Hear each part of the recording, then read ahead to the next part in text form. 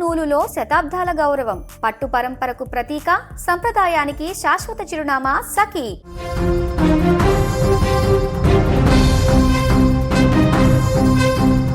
విశాఖలోని గాజువాకలో జరిగిన అత్యంత దారుణమైనటువంటి ఘటన ఇప్పుడు రాష్ట్రం మొత్తం కలకలం రేపుతుంది. నేవీ ఉద్యోగి ఇంట్లో ప్రియురాలని దారుణంగా హత్య చేసి ఆ తర్వాత ఆమె యొక్క శరీర భాగాలని ఫ్రిడ్జ్లో దాచిపెట్టినటువంటి ఘటన సంచలనంగా మారింది. రవీంద్ర ఈ యొక్క శరీర భాగాలని ముక్కలు ముక్కలుగా నరికి ఫ్రిడ్జ్లో పెట్టాడు మూటగట్టి. అయితే దీంట్లో ఒక ట్విస్ట్ నెలకొంది. తాజాగా ఆ యొక్క మహిళ ప్రియురాలు మౌనిక ఎవరైతే ఉన్నారో ఆ మహిళ భాగాలకు సంబంధించి కొన్ని భాగాలు మిస్ అయ్యాయి అండ్ తల కూడా ప్రస్తుతానికి కనిపించట్లేదు. దీనికి సంబంధించి ఆరా తీస్తున్నారు. ఇప్పుడు తలను ఏం చేశాడు రవీంద్ర అనేటువంటి విషయానికి సంబంధించి కూడా ఇప్పుడు దర్యాప్తు కొనసాగుతుంది. సో శరీర భాగాలలో ఈ యొక్క అవయవం కనపడకపోవడంతో షాక్ అవుతున్నారు. బాధితురాలి తల మిస్ అయినటువంటి ఇతర శరీర భాగాలు ఎక్కడ ఉన్నాయని రవీంద్రను ప్రశ్నించగా హత్య చేసినటువంటి అనంతరం తలను నరికి కాల్ చేసినట్లుగా చెప్పినట్టు తాజాగా తెలుస్తుంది. ఇక ఆ తల మిస్ అయిన పార్ట్ను నిజంగానే కాల్ చేసి ఉంటే ఆ పని ఎక్కడ చేశాడు అనేటువంటి ఆనవాలను కనుగొనేటువంటి పనిలో తాజాగా పోలీసులు నిమగ్నమయ్యారు. ఏదేమైనా మౌనిక ఫోన్ను కూడా కాల్ చేసినట్టుగా తెలుస్తుంది. దీనికి సంబంధించిన పూర్తి వివరాలు తెలుసుకుందాం. ఆ ప్రతినిధి లక్ష్మి గాజువాక నుంచి లైవ్లో సిద్ధంగా ఉన్నారు. ఎస్ లక్ష్మి, మౌనికను అత్యంత దారుణంగా హత్య చేసినటువంటి కేసులో మరొక ట్విస్ట్ బయటకు వస్తుంది. అసలు ఆమె తల కనిపించట్లేదు అనేటువంటి వార్త కూడా బయటకు వస్తుంది. ఏమైంది అసలు? ఆమె తల నిజంగానే కాల్ చేశాడా లేకుంటే ఎక్కడైనా దాచిపెట్టాడా? ఏం జరిగింది కేసులో? సాయి, ప్రస్తుతం మనమైతే విశాఖలోని గాజువాక పోలీస్ స్టేషన్ దగ్గరే ఉన్నాం. కేసుకు సంబంధించి ముమ్మరమైన దర్యాప్తు వేగవంతం చేశారు పోలీసులు. ఇటు ఏదైతే రవీంద్ర అత్యంత దారుణంగా ప్రియురాలిని హత్య చేశాడో ఆ వ్యక్తికి సంబంధించినటువంటి పూర్తి వివరాలు సేకరించే క్రమంలోనే అతను పనిచేస్తున్నటువంటి నేవీ టెక్నీషియన్ గా వర్క్ చేస్తున్నాడు. ఈ నేపథ్యంలోనే నేవీ అధికారులు కూడా స్టేషన్ కి రావడం జరిగింది. మరొక వైపు మౌనిక తల్లిదండ్రులను కూడా పోలీసులు ఇక్కడికి పిలిపించడం జరిగింది. మౌనిక అలానే రవీంద్రకు మధ్య ఎన్నాళ్ల క్రితం నుంచి ఈ పరిచయం కొనసాగుతోంది. అతనికి వివాహం అయింది. అలానే భార్య గర్భవతి. పురుడు కోసం పుట్టింటికి వెళ్లిన క్రమంలోనే ఇద్దరు కూడా ఫ్రీక్వెంట్ గా ఇక్కడే కలుస్తున్నారు అని కూడా తెలుస్తోంది. గాజువాక ఎల్వి నగర్ లో ఉన్నటువంటి కీర్తి ఎన్క్లేవ్ 1 లో ఇతను 102 ఫ్లాట్ లో ఉంటున్నాడు.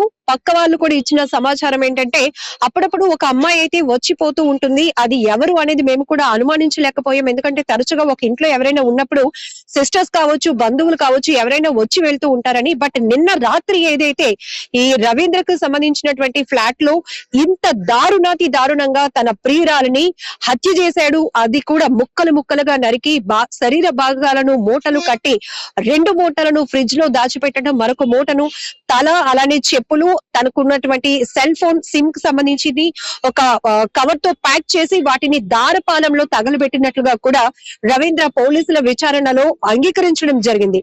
సో దీంతో ఒక రకంగా చెప్పాలంటే ఈ కేసులో ఒక ట్విస్ట్ వీడినట్టే. ముందంతా కూడా దర్యాప్తులో భాగంగా పోలీసులు ఘటనా స్థలికి చేరుకుని ఫ్రిడ్జ్ లో ఉన్నటువంటి శరీర భాగాలను గుర్తించినప్పుడు అందులో తల మిస్ అయింది. సో ఇది ఎక్కడ దాచిపెట్టాడు, ఎక్కడ మూటగట్టి పెట్టాడు అనే కోణంలో అతన్ని సివియర్ గా క్వశ్చన్ చేయగా అతనే ఒప్పుకున్నాడు, దారపాలెంలో అక్కడ తగలబెట్టాను అని చెప్పి. దీంతో ఒకేంటైతే ట్విస్ట్ వీడినప్పటికీ కూడా అసలు ఈ మౌనిక 3 సంవత్సరాల క్రితం నుంచి కూడా రవీంద్రతో పరిచయం కొనసాగుతున్నట్టు తెలుస్తోంది. రవీంద్రకి తాజాగానే అంటే లేటెస్ట్ గానే మ్యారేజ్ అయింది. భార్య గర్భవతి, పాప కూడా పుట్టింది అనే సమాచారం స్థానికుల నుంచి వినపడుతోంది. అయితే ఈ 102 ఫ్లాట్ లో అయితే అతను 1 year నుంచి అద్దెకుంటున్నాడు. కానీ వాళ్ళ వైఫ్ ని ఒక నెల రోజుల పాటు మాత్రమే ఇక్కడ మేము చూసాం. కేవలం రవీంద్ర మాత్రమే వెళ్తూ ఉంటాడు, వస్తూ ఉంటాడు. ఉదయం పూట జిమ్ కి వెళ్ళటం, ఏమైనా కిరాణా షాప్ కి వెళ్లి తనకు కావాల్సిన సరుకులు కొనుక్కొని తెచ్చేటప్పుడు మాత్రమే చూస్తాం. చాలా కామ్ గోయింగ్ పర్సన్. ఎందుకంటే మేము కూడా ఇందులో కీర్తి ఎన్క్లేవ్ లో 25 ఫ్లాట్లు ఉంటే అందులో మోస్ట్లీ ఓనర్స్ మాత్రమే ఉన్నారు. చాలా మంది ప్రశ్నించడం కూడా జరిగిందంట. ఎందుకంటే అందరం లేడీస్ ఉంటాం కదా, బ్యాచులర్స్ కి ఇచ్చారేంటి ఈ ఇల్లు అని ఓనర్ ని అడిగినప్పుడు కూడా అతను బ్యాచులర్ కాదు, అతనికి పెళ్ళయింది, వైఫ్ డెలివరీకి వెళ్ళింది అని కూడా ఆ హౌస్ ఓనర్ అంటే రవీంద్రకి ఇంటికి అద్దెకిచ్చినటువంటి ఓనర్ కూడా చెప్పడం వల్ల ఒక ఫ్యామిలీ పర్సన్ గాని అతన్ని ట్రీట్ చేశారు. కానీ గతంలో కూడా జనవరి 31 ఏదైతే డిసెంబర్ 31 ని కూడా ఆమె ఇంటికి రావటాన్ని గుర్తించాము. కానీ ఈమె అని మేము తెలుసుకోలేకపోయాం అనేది కూడా పక్కింటి పక్కింటి మహిళలు కూడా చెప్తున్నారు, ఇప్పటికీ మేము షాక్ లోనే ఉండిపోయాం.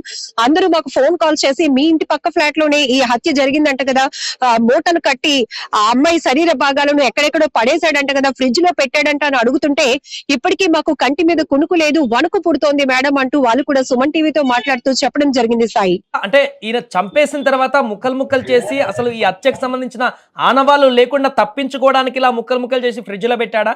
అలాంటప్పుడు మరలా పోలీస్ స్టేషన్కి వెళ్ళి ఎందుకు లొంగిపోయాడు? అంటే ఆ ప్రయత్నాలు విఫలమయ్యాయా? అలా చేయలేకపోయాడా? ఏం జరిగింది? ఖచ్చితంగా ఇక్కడ రవీంద్ర క్యారెక్టర్ గురించి ముందు మనం మాట్లాడుకున్నట్టయితే ఆ తర్వాత అతను ఎందుకు అంటే ఆ మౌనికను తను ప్రేమించిన అమ్మాయిని ఎందుకు అడ్డు తొలగించుకోవాలి అనుకున్నాడు అంటే అతను చెప్తున్నది పోలీసుల ముందు ఆయన అంగీకరించినటువంటి ఒప్పుకున్నటువంటి విషయాలు కూడా డబ్బుల కోసం ఆమె తీవ్రంగా వేధిస్తూ ఉంది. గతంలో కూడా తన ఐడి కార్డు కూడా తీసేసుకుంది. అలానే మౌనిక రవీంద్ర కలిసినటువంటి ప్రైవసీ వీడియోలు కూడా వైఫ్ కి షేర్ చేసింది, బ్లాక్ మెయిల్ చేస్తోంది అన్నది కూడా ఒక రకంగా వినిపిస్తున్నటువంటి అంశం.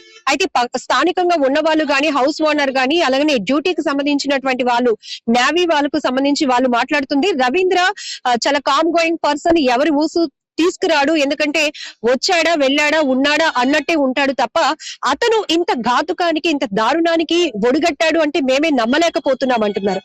అయితే ఇమీడియట్ గా అతను పోలీస్ స్టేషన్ దగ్గర లొంగిపోవడానికి కారణం మొదట మౌనిక నిన్న మధ్యాహ్నం ప్రాంతంలో రవీంద్ర ఫోన్ చేయడం వల్ల ఆయన ఫ్లాట్ కు వచ్చింది. ఇద్దరు సఖ్యంగానే గడిపారు, చాలా కామ్ గానే మొత్తం అంతా వ్యవహారం నడిచింది. అయితే రాత్రి మళ్ళీ 3,50,000 రూపాయలకు సంబంధించి నాకు డబ్బులు కావాలి అని విపరీతమైన స్ట్రెస్ ఆమె ఇచ్చిందని, ఈ దీనికి సంబంధించి గతంలో కూడా ఇద్దరి మధ్య డబ్బు వ్యవహారంలోనే చాలా గొడవలు జరుగుతున్నాయి. పెళ్లి కాకముందు నుంచి కూడా మౌనికతో ఇతనికి పరిచయం ఉంది. మౌనికకి కూడా రవీంద్రకి తను ప్రేమిస్తున్నటువంటి తను ఉంటున్నటువంటి అబ్బాయికి పెళ్లయిందని, ఆ వైఫ్ గర్భవతి అని కూడా తెలుసు. అయినా కూడా వాళ్ళ రిలేషన్ అయితే కొనసాగిస్తున్నారు. కానీ ఇక్కడ ఇద్దరి మధ్య కీలకంగా మారింది మనీ మ్యాటర్.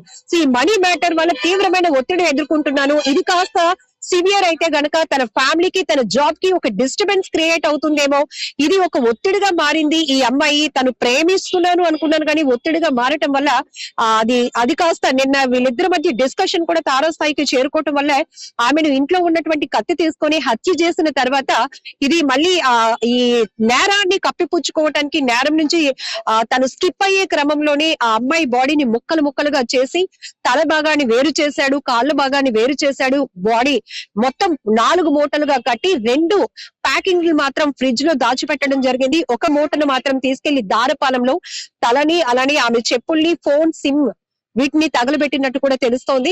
ఆ తర్వాత నేరుగా గాజువాక పోలీస్ స్టేషన్ కు వచ్చి రవీంద్ర తన చేసినటువంటి నేరం గురించి ఒప్పుకొని ఎందుకు చేశాడో కూడా పోలీసుల ముందు చెప్పే ప్రయత్నంలోనే తను కేవలం డబ్బుల వల్ల జరిగిన డిస్కషన్ తోనే హత్య చేసినట్టుగా తను చెప్తున్నాడు. ప్రధానంగా పోలీసుల దగ్గరకు వెళ్లి ఆయన ఇన్ఫర్మేషన్ ఇచ్చినప్పుడు అంటే సాధారణంగా హత్య చేస్తే తాను చంపేసి లొంగిపోతుంటారు జనరల్ గా.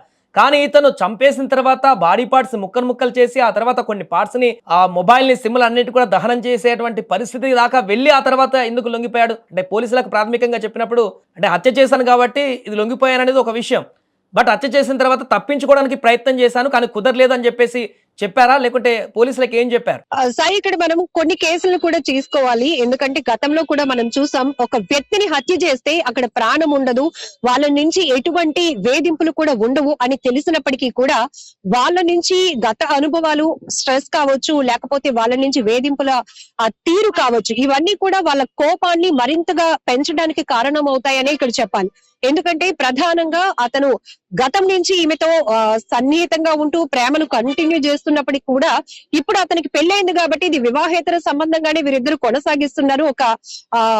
ఒక రిలేషన్ అయితే ముందుకు తీసుకెళ్తున్నారు. కానీ ఇక్కడ ప్రధానంగా డబ్బుల కోసం తరచు వేధించడంతో పాటు ఐడి కార్డ్స్ తీసుకొని డ్యూటీకి అంతరాయం కలిగించడం, పర్సనల్ వీడియోస్ వాళ్ళ వైఫ్ కి షేర్ చేసి మొత్తం ఫ్యామిలీ లైఫ్ ని ఆమె డిస్టర్బ్ చేయాలి అనుకుంటుంది. తనకి లైఫ్ ని పూర్తిగా ఏంటంటే ఒక వివాదంలోనికి నెట్టే ప్రయత్నం మౌనిక ద్వారా జరుగుతుందనే ఒక కసి, కోపం కూడా ఇక్కడ కనపడుతుందని చెప్పాలి. ఎందుకంటే మీరు చెప్పినట్టు ఆమెను హత్య చేసిన తర్వాత నేరుగా ఆ వ్యక్తి వచ్చి పోలీసులకి లొంగిపోవచ్చు. కానీ ఎందుకు ఇక్కడ ముక్కలుగా నరకాల్సిన పరిస్థితి ఏముంది? తల భాగాన్ని తీసుకెళ్లి మరొక ప్రాంతంలో, అంటే ఇక్కడి నుంచి చూస్తే అతను స్టే చేస్తున్నటువంటి ఎల్వి నగర్ కి ఈ తల భాగాన్ని కాల్చి వేసినటువంటి ఘటనకి సంబంధించి ఒక 4 కిలోమీటర్ల కూడా దూరం ఉంటుంది. బట్ ఎందుకు చేయాలి అనుకున్నాడు అనేది పూర్తి దర్యాప్తులోనే ఇది తేలాల్సినటువంటి అంశంగా చెప్పాలి. ఎందుకంటే ఇది కూడా ప్రతి ఒక్కరికి అదే డౌట్ వస్తుంది. చంపి ఊరుకోవచ్చు కదా, నేరం చేసిన వాడు ఎలాగో పోలీసుల ముందు ఒప్పుకోవాలి అనుకున్నాడు, మళ్ళీ ఎందుకు ఇలా ముక్కలు ముక్కలుగా చేయాల్సిన పరిస్థితి ఎందుకు వచ్చింది? ఏమైనా దాయాలి అనుకున్నాడా, లేకపోతే ఆ తల భాగాన్ని అక్కడ తగలబెట్టేస్తున్న తర్వాత ఆయన ఎక్కడికైనా పరారు అయిపోవాలి అనుకునే ఆలోచనతో చేసి మళ్ళీ ఎలాగో దొరికిపోతాను అని ఆలోచనతో ఇక్కడికి వచ్చి లొంగిపోయాడా పోలీసుల ముందు అనే కోణంలో కూడా ఒక ఇంట్రెస్టింగ్ పాయింట్ అయితే ప్రతి ఒక్కరిలో కనపడుతోంది. Right, thank you Lakshmi. So అదే మొత్తానికి ప్రస్తుతం గాజువాకలో చోటు చేసుకున్నటువంటి దారుణమైనటువంటి ఘటన తాలూకా అంశాలు ఒక్కొక్కటిగా బయటకు వస్తున్నాయి. తాజాగా చనిపోయినటువంటి మౌనిక శరీర భాగాలన్నీ కూడా కొన్ని భాగాలన్నీ ఫ్రిడ్జ్లో పెట్టగా ఇంకొన్ని భాగాలని నేరుగా బయటకు తీసుకువెళ్లి తగలబెట్టాడు. దాంట్లో మౌనిక తల ప్రధానమైనటువంటి ఆ తల అనేటువంటి భాగాన్ని కూడా నామరూపాలు లేకుండా చేసినట్టుగా కనబడుతుంది. పోలీసుల విచారణలో ఈ అంశం కూడా బయటకు వచ్చినట్టుగా తెలుస్తుంది.